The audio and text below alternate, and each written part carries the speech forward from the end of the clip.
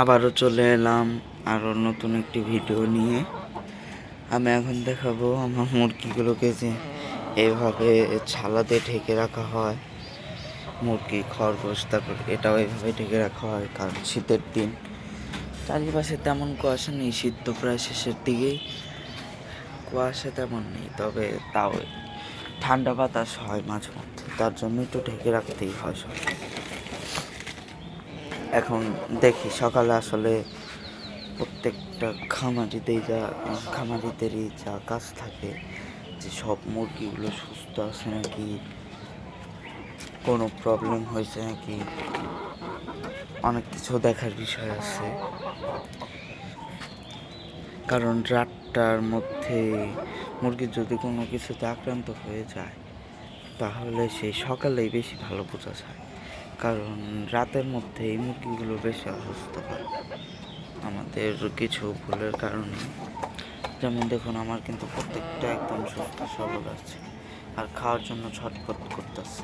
সুস্থ মুরগির জন্য আর একটা উপায় হলো, এই খাওয়ার জন্য অনেক ছটফট করবে সকালবেলায়। সুস্থ মুরগির জন্য যে মুরগি তেমন খাওয়ার জন্য ছটফট করবে, ওরা এখন ছটফট করতেছে না, কিন্তু খাবার দেখলে এমন ছটফট করবে, ওরা আরও ছটফট করবে।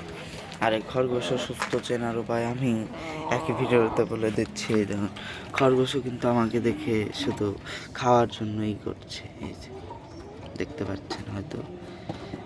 আর এই যে কালকাপাড়ায় আমার এই রিংয়ের মধ্যে এই মুরগির রাইঠও করতেছে, দেখিনি, আবার দিব।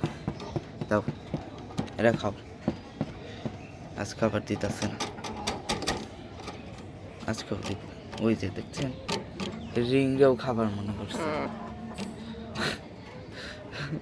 তোমাকে কিন্তু রিং খাইয়ে দিব, তুমি রিং দিয়ে খাবার মনে করছো।